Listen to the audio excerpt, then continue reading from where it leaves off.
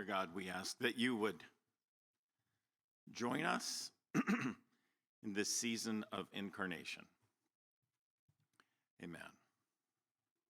I want to begin with a quote from quite a famous British fellow, man of letters, Julian Barnes. He says, "I don't believe in God, but I miss him." Julian Barnes was a lifelong atheist who, at the age of 60, experienced a philosophical thaw.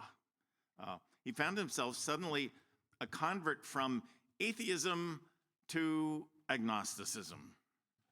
He moved from being sure there wasn't a God to wondering if maybe he'd been wrong. Well, that's a bit of an opening. He fascinates me because though vocal about his unbelief, the idea of God refuses to let him go. He describes Christianity as, quote, a beautiful lie, but acknowledges that there is just something unearthly about Mozart's Requiem and the sculptures of Donatello. He says, "I miss the God that inspired Italian painting and French stained glass windows and German music and English chapter houses and those tumble-down heaps of stone on Celtic headlands which were once symbolic beacons in the darkness and the storm." He also confesses that he cannot stay out of English churches. They are just so beautiful with their stones and beams and windows. It's as if they point to something larger that he can't quite bring himself to name. Well, the gospel text we heard read this morning is about another man who begins with a restlessness about God, something he feels in his bones that points to something he can't quite name. He's known as John the Baptist, and as I said, he can't precisely name this thing, but he has a sneaking feeling that there is something of God who is going to come after him, someone he feels might just be his contemporary as well. Who is it?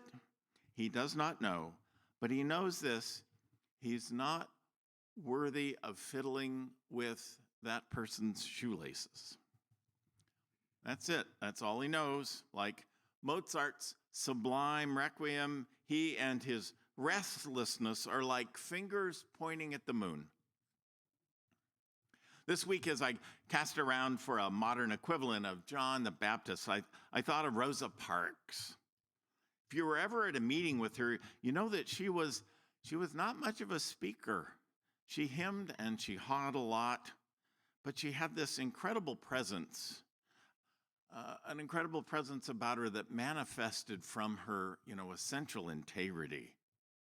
But her arrest for daring to sit up front in a Birmingham bus aroused the attention of a man who could speak, who was born to it, and he, Dr. Martin Luther King Jr., summoned millions. There was something in the wind, something the times and the seasons were ripe for, and Rosa Parks felt it in her bones. She couldn't do it herself, but she could be the midwife for this great movement of the Spirit of God. Her act of conscience would point to someone who would come after her, which is often how God works, because no one carries the ball of the Spirit to the goal line all alone. John didn't know who he was making room for any more than Rosa Parks did. He just knew the time was ripe for something of God. He didn't know if it would come like a chariot out of the sky, or like some titanic force from the sea, some blunderbuss through the city gates of Jerusalem, or something that might steal upon everyone unawares. All he knew was that there was something in the air, and any word of explanation from him about it would only serve to underestimate its essential power. These words of T.S. Eliot from his poem East Coker could have been written with John in mind. I said to my soul, be still and wait without hope. For hope would be hope for the wrong thing. Wait without love, for love would be love of the wrong thing. There is yet faith, but the faith and the hope and the love are all in the waiting.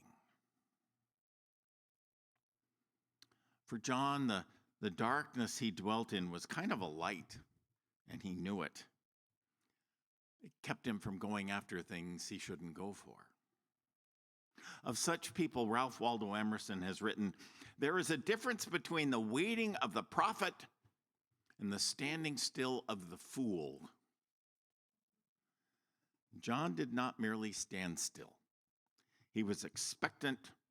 He was willing to wait for something that might be entirely new, out of the blue, left field and beyond.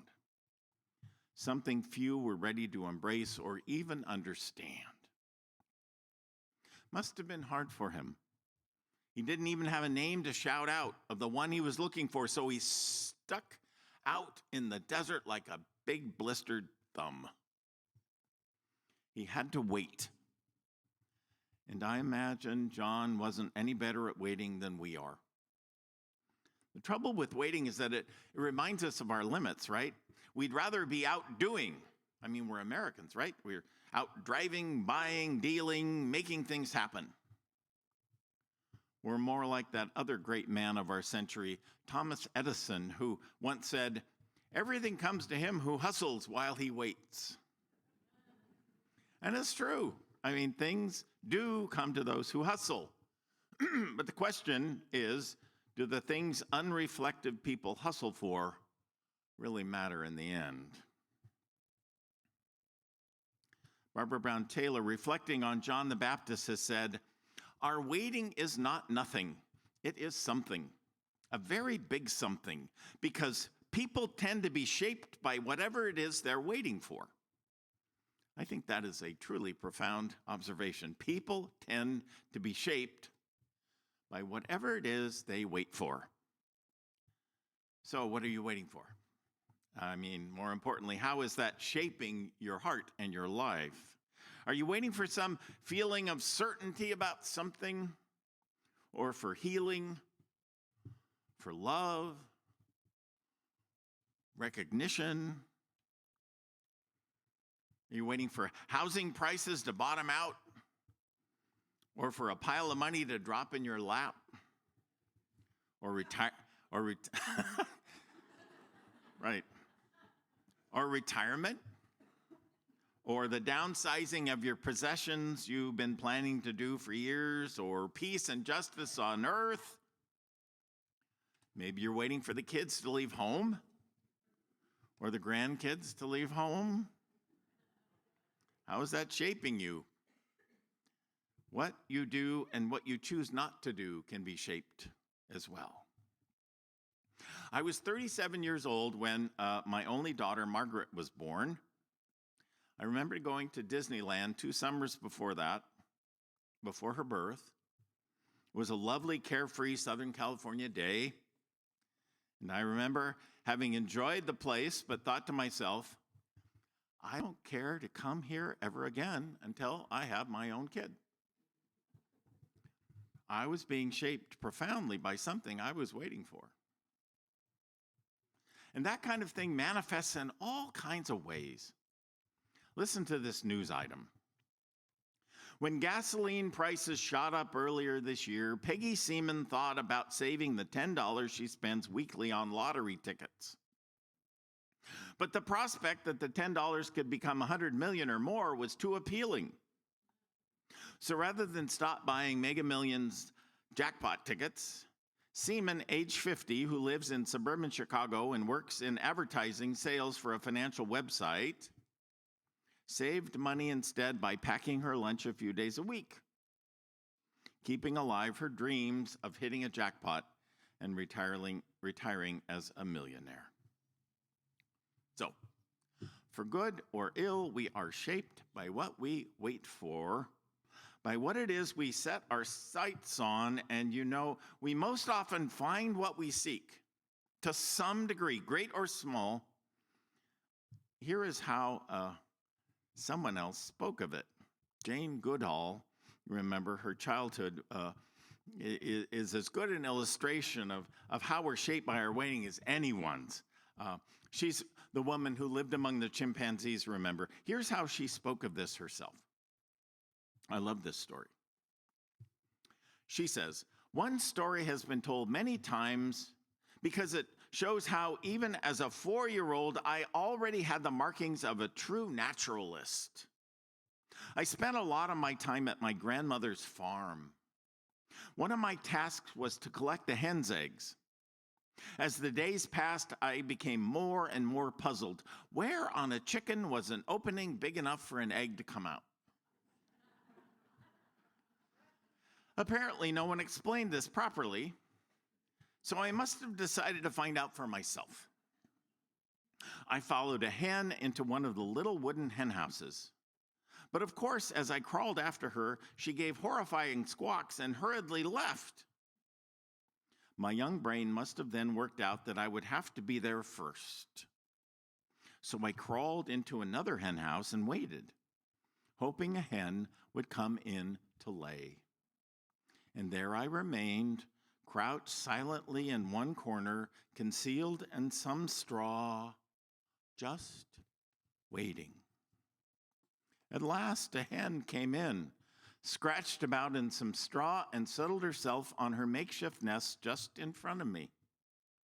I must have kept very still, or she would have been disturbed. Presently, the hen half stood, and I saw a round white object gradually protruding from the feathers between her legs. Suddenly, with a plop, the egg landed on the straw, and with clucks of pleasure, the hen shook her feathers, nudging the egg with her beak, and left. It is quite extraordinary how clearly I remember that whole sequence of events. Filled with excitement, I squeezed out after her and ran home. It was almost dark. I'd been in that stuffy henhouse for nearly 4 hours. I was oblivious of the fact that no one had known where I was, and that the whole household had been searching for me. They had even called the police to report me missing. Yet despite her worry, when my mother, still searching, saw the excited little girl rushing toward the house, she did not scold me. She noticed my shining eyes and sat down to listen to the story of how a hen lays an egg. The wonder of that moment when an egg finally falls to the ground. Certainly, I was lucky to be provided with a mother wise enough to nurture and encourage my love of living things and my passion for knowledge. We are shaped by what we are willing to wait for. Profoundly so. More and more, I'm hearing the same message from people in late middle age, not just 4. They find they're still wondering what they might do when they grow up.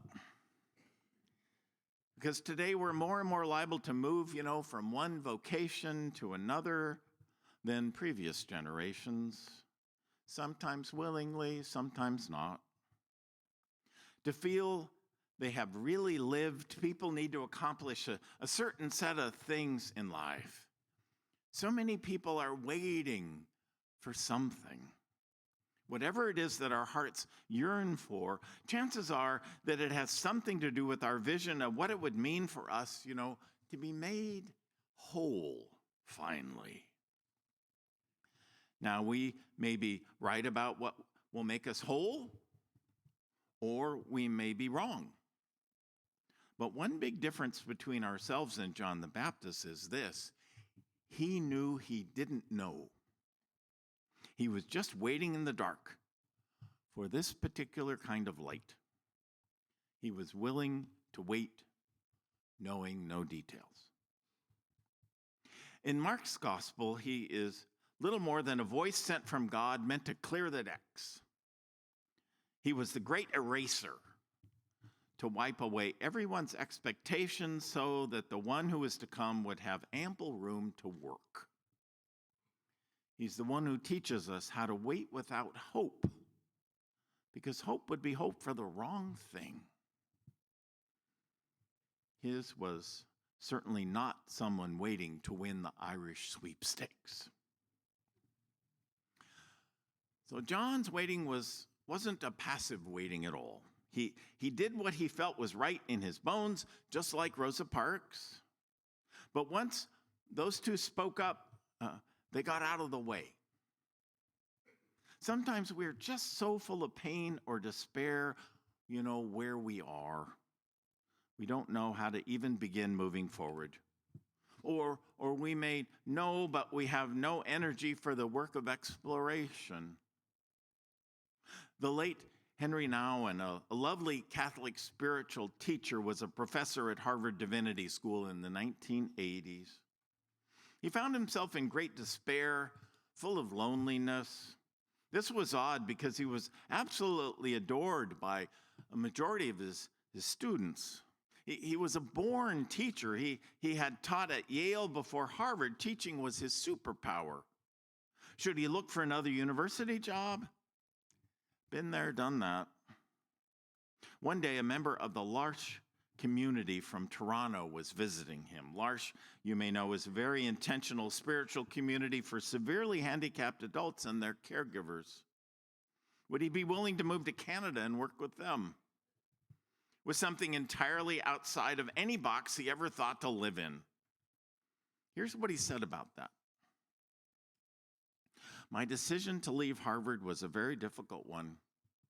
For many months, I was not sure if I would be following or betraying my vocation. The outer voices kept saying, "You can do so much good here at Harvard. People need you." The inner voices kept saying, "What good is it to preach the gospel to others when you're losing your own soul?" Finally, I realized that my increasing inner darkness, my feeling of being rejected by some of my students, colleagues, friends, even God, my inordinate need for affirmation and affection, and my deep sense of not belonging were clear signs that I was not following the way of God's Spirit. The fruits of the Spirit are not sadness, loneliness, and separation. They are joy, solitude, and community.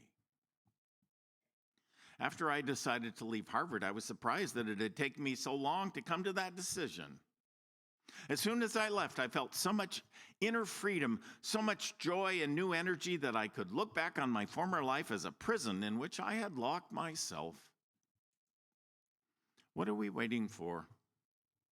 Truth is, we don't know, do we? It may get darker before it gets lighter.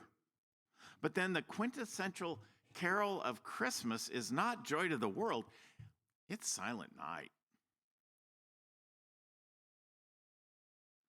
As we wait, let us hear once again this wisdom about waiting from T.S. Eliot, words that are just as true today as they were when he first uttered them during the darkest days of World War II.